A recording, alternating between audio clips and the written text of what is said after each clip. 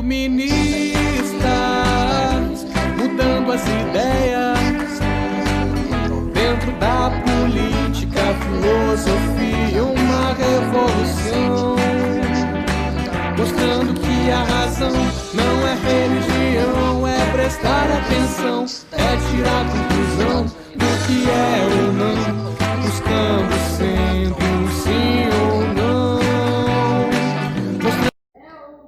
Boa tarde, estudantes do 8º ano. Vim aqui falar para vocês um pouco sobre o que nós estudamos, né, durante esse período de quarentena, né, porque nós não tivemos quase aulas presenciais, né, a maioria das nossas aulas foram virtualmente. E aí nós começamos estudando sobre os contratualistas. Lembro que presencialmente a gente definiu o que era um contrato social, essas coisas.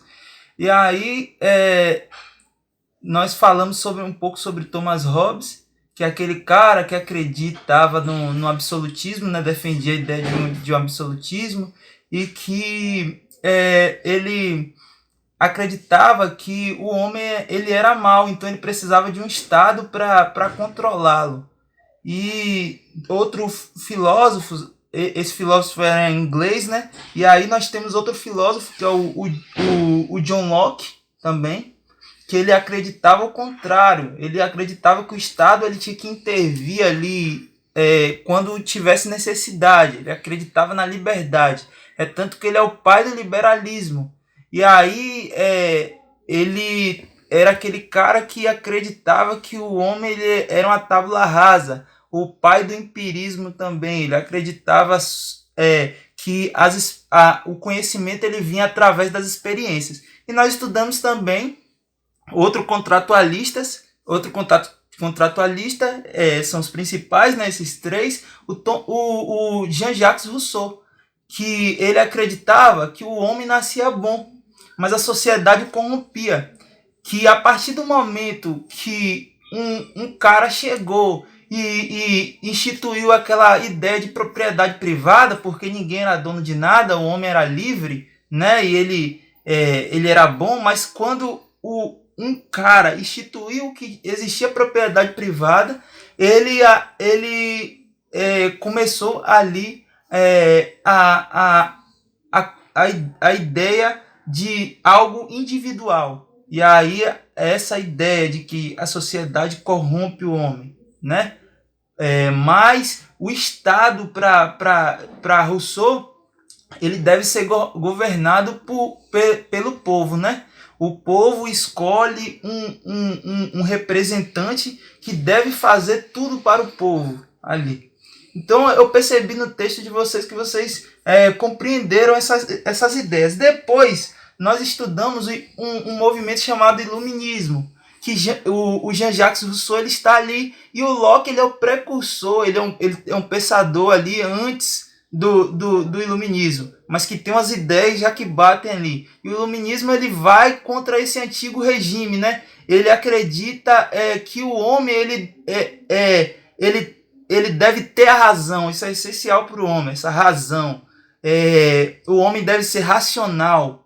E aí é uma evolução do que nós estudamos no ano passado, do Renascimento. Nós vimos aí que o Renascimento também pregava essa razão, mas o Iluminismo ele vem com um pouco mais de força ali no século XVIII. Depois nós estudamos a Revolução Inglesa. Nós voltamos um pouco, fizemos esse estudo desses teóricos e fomos para a Revolução Inglesa. E ali dentro da Revolução Inglesa nós vimos ali a presença da burguesia, né? Da alta burguesia, da baixa burguesia, da nobreza. E nós vimos alguns personagens, né, que foram essenciais para entendermos essa Revolução Inglesa. Nós vimos ali o Carlos I, que fecha o parlamento. E aí a burguesia não está muito satisfeita, porque ela quer tomar espaço. E então a Câmara dos Lordes e a Câmara dos Comuns, nós vemos ali, né? Mas nós vemos a representação de uma alta burguesia. E aí, no desenrolar de várias revoluções, o Carlos I ele acaba sendo executado, né, depois de ser preso, de fugir e de várias coisas dessas. E aí nós vimos que ele foi preso e nós temos a presença de um cara que é muito importante, que é o Oliver Cromwell, que é importante para a Inglaterra, que dá uma liberdade para a burguesia ali, para os comerciantes, investe nas navegações, nesse comércio. Posteriormente, na aula passada, nós estudamos a Revolução Americana. E a Revolução Americana nós estudamos através de duas coisas, de duas investigações, na verdade, que foi uma investigação de um desenho animado, que foi muito legal, eu gostei da reflexão de vocês, que foi o Jovem Titã, né? Aquele episódio que o Robin ele luta contra a rainha da Inglaterra e joga o chá no final ali no rio. E nós estudamos também a Alex Morgan, uma jogadora de futebol que numa semifinal de Inglaterra e Estados Unidos, ela faz um gol e no 2-1 e ela comemora tomando um chá, debochando ali contra a Inglaterra, né? E aí eu pedi para que vocês investigassem essa relação dos Estados Unidos com a Inglaterra. E aí vocês fizeram uma investigação e alguns trouxeram coisas muito importantes ali dessa relação entre esses dois países. E a Inglaterra nesse período ela é uma grande potência. Nós percebemos que ela é uma grande potência e ela controla, na verdade ela é meio que dona dos Estados Unidos ali, né? A colônia dos Estados Unidos é da Inglaterra, daquele espaço dos Estados Unidos ali, as 13 colônias. E nós vimos que os colonos eles se revoltam porque a Inglaterra de alguma forma vai aumentar os impostos ali dentro da colônia. Vocês pesquisarem, os colonos eles vão se revoltar com isso, porque a produção era meio que uma prisão, né, dos Estados Unidos de comercializar só com a Inglaterra esse chá, e os colonos acharam injustos. Mas o que eu vim fazer com esse resumo aqui, né? Falando de Revolução Americana e depois dessa briga da independência dos Estados Unidos, né, que nós vimos ali, com os colonos revoltados, que os Estados Unidos brigam por essa independência, né, contra os maltratos da Inglaterra contra essa colônia, com essa injustiça. Eu quero saber de vocês o que aconteceu nesse período de tempo depois da Revolução Inglesa e antes da Revolução Americana, da independência dos Estados Unidos. Eu quero lançar um desafio para vocês investigarem novamente essa história, dessa relação entre esses dois países.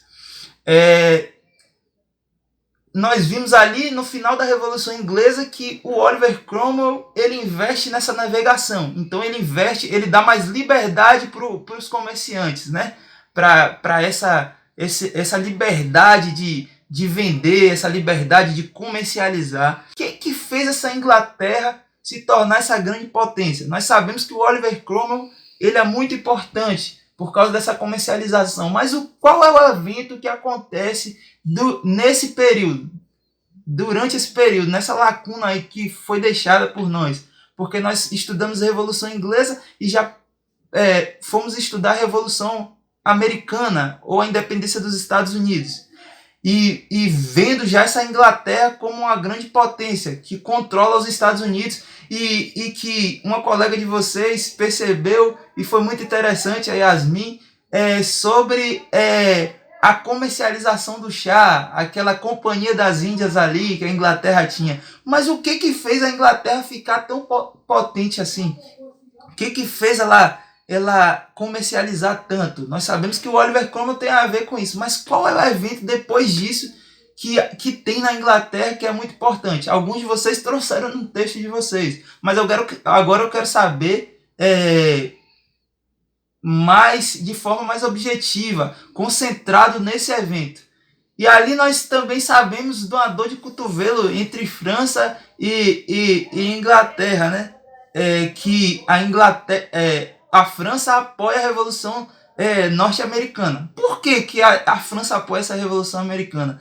Eu quero que vocês tragam esses fragmentos, porque eu estou meio com a lacuna na cabeça aqui. O que aconteceu? Que evento é esse que aconteceu importante para a Inglaterra? E por que, que a França tem essa... E a França e a Inglaterra tem essa rivalidade aí, que a França resolveu apoiar uma colônia inglesa na independência. Eu quero saber de vocês aí, e eu quero saber também se existem ideais iluministas ali na Revolução, na independência americana, ou corrigindo minha fala, na independência dos Estados Unidos, na Revolução norte-americana ali dos Estados Unidos. O que eu quero saber de vocês. Valeu!